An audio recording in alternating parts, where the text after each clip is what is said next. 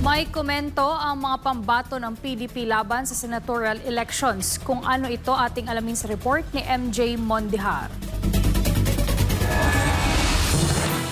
Nagkaisa ang mga bagong mukha ng Partido PDP Laban para suportahan si Vice President Sara Duterte. Sa gitna na rin ito ng mga hamon ngayon sa bise mula sa Kongreso at iba pang sektor na kontra sa mga Duterte. Saad ng senatorial candidates ng partido, walang iligal sa pahayag ng bise dahil ang pretext ng kanyang pahayag laban sa mga kapwa niya matataas o opisyal ay kung ipapapatay ito. Nauna nang sinabi ni VP Sara na may restback siya laban kay Pangulong Marcos Jr., First Lady Liza Marcos at Speaker Martin Romualdez sakaling ipapapatay siya ng mga ito. Suportado naman ng mga pambato ng partido ang pagdamay ni VP Sara sa kanyang Chief of Staff na si Attorney Zulaika Lopez na na-contempt at nadetene sa Kamara. Yan ay loyalty of the superior over her people.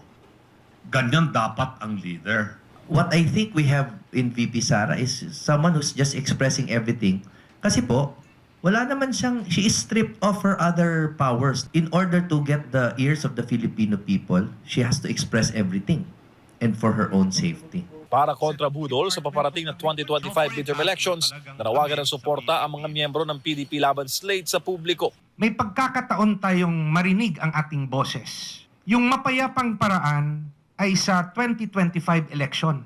Dumalo naman sila kay VP Sara nitong linggo, November 24, sa Veterans Memorial Medical Center. Giniit naman din ng mga senatorial candidate na tumatakbo sila base sa prinsipyo ng mga Duterte at iginiit ang matinding pagtutol ng PDP sa diktadurya. Ang PDP po ay against dictatorship. And I wish for that to sink in because dictatorship takes on many forms. No? Bukod sa tatlo, pambato rin ng PDP Laban ang re-electionists na sina Bongo at Bato de la Rosa, maging ang artistang si Philip Salvador. Pinakahuli sa mga inendorso ni PDP Laban Party Chair, former President Rodrigo Duterte, ay si Pastor Apollo C. Kibuloy ng Kingdom of Jesus Christ. Samantala, isang all-member conference naman ang ginawa ng partido sa Pampanga bilang pagpapalakas sa gagawing kampanya sa 2025. Ayon kay PDP Laban Region 3 Vice President Rafael Yubra Jr., paraan nila ito para mapalakas ang kaalaman ng bawat senatorial teams na sasabak sa kampanya sa eleksyon.